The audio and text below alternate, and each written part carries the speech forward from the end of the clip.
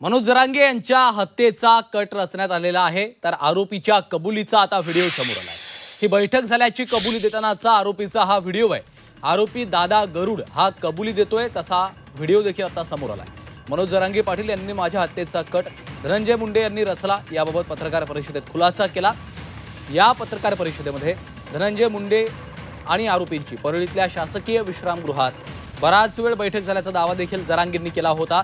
याबाबतचा कबुली देतानाचा व्हिडिओ आता समोर आलेला आहे। ही कबुली देताना त्या ठिकाणी आयबीचे अधिकारी उपस्थित आहेत अशी देखील सूत्रांची माहिती आहे। यामध्ये दादा गरुड सांगतायत परळीमधील शासकीय विश्रामगृहात त्यामधील अनेक रथी महारथी बसलेले आहेत, मात्र तिथे अमोल खुणे आणि कांचन साळवे गेल्यानंतर त्यांच्यासोबत धनंजय मुंडे 25 मिनिटं दुसऱ्या खोलीमध्ये बसल्याचं देखील या व्हिडिओमध्ये गरुड सांगताना दिसत आहेत। मग या अमोल खुणे आणि तो कांचन आला पाहिजे, ती गाडीत जाऊन बसली। काय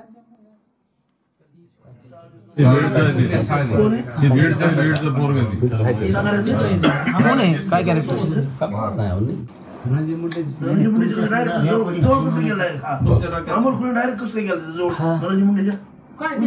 चार मधला देऊ, चार आरोपी मधला जवळचा आहे ना हिट मधला सांगतो।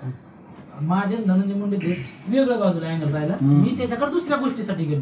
मी तिथं अमोल खुणे ते पाहिले, इथं परळीतले रती महारथी त्याच्या जवळचे ठेवले त्यांनी आणि ह्या रूम मध्ये गेलाय। मग त्या रूम मध्ये ते 25 मिनिटं बोलत बसले।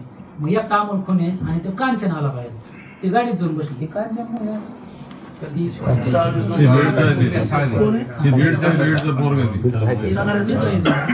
काय कॅरेक्टर